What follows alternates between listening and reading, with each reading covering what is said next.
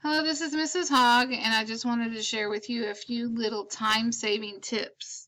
The first one is adding folders to your bar for your Google Chrome.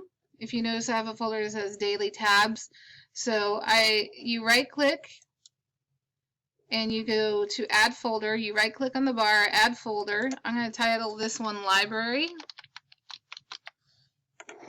And click Save, and I think it put it in, yeah, I put it in my password one, but I'm just going to drag it up here to my bar, and then I can click, like, this is my library webpage, this is my librarian's internet webpage, and now instead of having all of those across the bar, I have like a nifty little folder.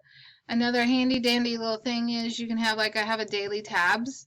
So I just right click on the folder and I go open all 5 tabs, and it'll open all the tabs right here for me at once, and these are the ones I'm using most often right now.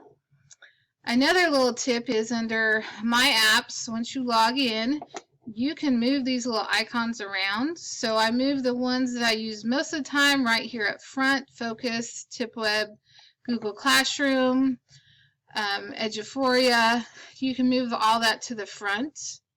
And then I have a folder that I made where I just grouped them together. These are links I don't use very often. You can put whatever you want or make whatever folders you want to make it more efficient. So let's say I can move this one together and make new folders, and then you can rename them. It'll say edit folder, and you can rename it. You can also just, if you delete the folder or remove the folder, it does not delete the apps that are in there. Your apps will just automatically go to the launchpad. So just some quick little tips to make your life a little bit easier.